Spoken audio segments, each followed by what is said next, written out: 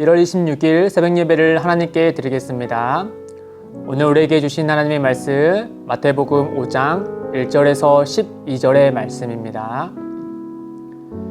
예수께서 무리를 보시고 산에 올라가 앉으시니 제자들이 나아온지라 입을 열어 가르쳐 이르시되 심령이 가난한 자는 복이 있나니 천국이 그들의 것이며 애통하는 자는 복이 있나니 그들이 위로를 받을 것이며 온유한 자는 복이 있나니 그들이 땅을 기업으로 받을 것이며 의에 줄이고 목마른 자는 복이 있나니 그들이 배부를 것이며 궁일이 여기는 자는 복이 있나니 그들이 궁휼히 여김을 받을 것이며 마음이 청결한 자는 복이 있나니 그들이 하나님을 볼 것이며 화평하게 하는 자는 복이 있나니 그들이 하나님의 아들이라 일컬음을 받을 것이며 의를 위하여 박해를 받는 자는 복이 있나니 천국이 그들의 것임이라. 나로 말미암아 너희를 욕하고 박해하고 거짓으로 너희를 거슬러 모든 악한 말을 할 때에 너희에게 복이 있나니 기뻐하고 즐거워하라. 하늘에서 너희의 상이 큼이라. 너희 전에 있던 선지자들도 이같이 박해하였느니라. 아멘. 며칠 전에 설 명절을 맞이해서 아마도 우리가 가장 많이 들었던 인사말 중에 하나가 새해 복 많이 받으세요 라는 말일 겁니다. 어른들에게 이제 자손들이 절하면서 인사를 할 때 새해 복 많이 받으세요 라고 말했을 때 그 복이랑 되게 이제 부모님 또 어른들의 몸의 건강 또 더해서 마음의 건강하기를 바라는 마음으로 새해 복 많이 받으세요 라고 인사를 했겠죠. 반대로 어른 또 이제 부모님과 어른 세대가 자손들에게 너희도 새해 복 많이 받아라 라고 얘기했을 때 그 복이라는 것은 건강을 비롯한 학생이면은 좋은 성적, 또 취업을 앞둔 이에게는 좋은 직장, 또 좋은 배우자를 만나서 결혼하는 일, 또 사업의 번창 등 각 사람이 바라는 일이 잘 되기를 바라는 마음으로 새해 복 많이 받아라 라고 이렇게 덕담을 말씀할 겁니다. 우리 어린 친구들이야 덕담보다는 당장에 쓸 수 있는 세뱃돈이 최고의 복이겠죠. 어쨌든 세상이 말하는 복이란 그 안을 잘 들여다보면은 이 각 사람에게 적용되는 복의 형태가 각양각색이다라는 것을 우리가 알 수 있습니다. 그 사람에 맞게 그 복이라는 것의 형태가 달라지죠. 그런 것처럼 하나님 백성들에게 복이란 이 세상이 말하는 복과 물론 비슷한 점도 있지만은 한층 더 깊고 높은 측면이 있는 것을 발견하게 됩니다. 비슷한 점이라는 것은 이 구약의 메시지를 보면 하나님의 복을 누리는 사람은 오늘날 복과 마찬가지로 장수하고 또 건강하며 또 모든 일에 형통함으로 나타난다라고 말씀하고 있지요. 그런 점에서 이 구약에서 말하는 복과 또 일반적으로 말하는 세상의 복이 비슷한 면이 있습니다. 그러나 하나님이 주시는 복은 표면상 보이는 것과 달리 근본적으로 다른 것이 있죠. 그 점에 대해서 예수님은 오늘 우리에게 산산수훈의 첫 면을 여시면서 8가지 복의 성격을 우리에게 말씀해 주고 있습니다. 그리고 그 차이를 우리가 발견할 수 있게 되죠. 심령이 가난한 자, 애통하는 자, 온유하는 자, 의에 줄이고 목마른 자, 궁휼히 여기는 자, 마음이 청결한 자, 화평하게 하는 자, 의를 위하여 박해를 받는 자, 이런 사람들은 오늘날 세상의 기준으로 봤을 때 이 복 있는 사람과는 좀 거리가 있는 사람들인 것 같습니다. 오늘날 세상에서 되게 복 있는 사람이라 하면 심령이 가난한 사람보다 부한 사람이 복이 있는 사람이겠죠. 애통하는 자보다는 흐뭇해하는 사람, 또 온유한 자보다는 자기 일에 확신을 가지고 추진하는 사람, 또 의에 줄이고 목마른 자보다 내 성공에 목마른 사람, 그리고 그것을 쟁취하는 사람들, 또 궁휼히 여기는 자보다는 내가 누릴 혜택을 다 누려가면서 살아온 사람, 또 마음이 청결한 자보다는 뱀같이 지혜로운 사람, 또 화평케 하는 사람보다는 내 몸과 마음이 다치지 않게 피하는 사람, 또 의를 위하여 박해를 받는 사람보다는 자기의 안전을 지키고 또 더불어서 가족의 안전을 최우선으로 지켰던 사람들이 오히려 이런 사람들이 훨씬 더 복 있는 사람으로 보일 것입니다. 그럼에도 불구하고 예수님은 어째서 정말 오늘날 세상의 일반적인 기준과 달리 이와 같은 사람이 복이 있는 사람이다 라고 말씀하셨을까? 우리가 읽은 개역개정 성경에 보면은 복이 있나니 다음 구절에 그 이유를 예수님께서 분명히 말씀하고 있죠. 하나만 예를 보자면 이 심령이 가난한 자가 복이 있다라고 말할 수 있는 이유는 그 뒤에 천국이 그들의 것이기 때문이다라고 하는 것이죠. 천국은 곧 하나님의 나라고 하나님이 통치하시는 곳이죠. 심령이 가난한 사람은 말 그대로 그 가난과 어려움 때문에 그 마음, 누구도 헤아릴 수 없는 그 어려움 가운데 또 누구도 도울 수 없는 그런 처절한 위치에 있는 사람을 곧 심령이 가난한 사람이죠.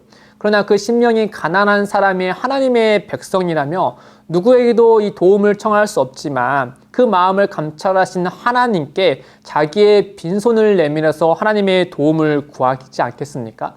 그래야하면 우리가 알고 있는 그 선하신 하나님은 자신에게 찾아와서 자신에게 그 상한 심령과 또 그 빈손을 내밀 때 하나님은 그 빈손을 내몰차게 거부하지 않으시고 오히려 그의 손을 잡으시고 또 그로 하여금 복 있는 사람으로 살아갈 수 있도록 그에게 은혜를 베풀어 주시지 않겠습니까? 즉 하나님의 백성, 곧 상한 심령을 가진 하나님의 백성은 그 하나님 안에서 복 있는 사람으로 되어진다라는 사실을 우리에게 말씀하고 있는 것이죠. 애통하는 자도 마찬가지입니다. 또 예수님 때문에 예수님의 사역을 위해서 박해를 받는 사람들도 마찬가지죠. 비록 세상의 질타를 받더라도 그들은 복 있는 사람입니다. 왜냐하면 온 땅을 창조하시고 다스리시고 마지막 심판 때 모든 이들을 심판하시는 만왕의 왕이신 하나님의 일에 가담한 자들이기 때문이죠.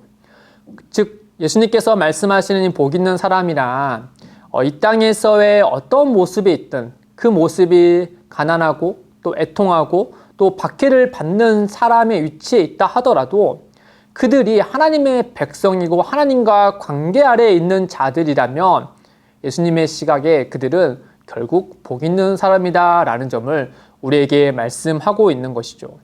따라서 예수님께서 오늘 우리에게 말씀하시는 복은 어떤 이 세상에서 완벽한 삶을 제공해 준다라는 의미가 아닙니다. 또 어떤 신앙적으로 어떤 한층 더 높은 영성을 추구하게 또 그것을 내어준다라는 뜻도 아니죠.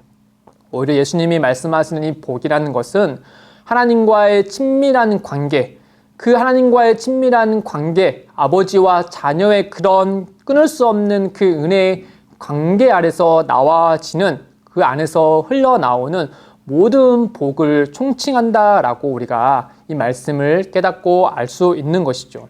그래야 해서 우리가 하나님이 말씀하시는 복을 생각할 때 나에게 어떤 것이 주어지고 또 내가 무엇을 바라는가를 복을 세워보기보다는 오히려 그 관계 아래에 있는 하나님이 누구신가에 대해서 우리가 깊이 있게 생각하고 묵상할 때 우리가 누리는 복이 무엇인지를 보다 깊이 있게 알아갈 수 있다라고 하는 것이죠.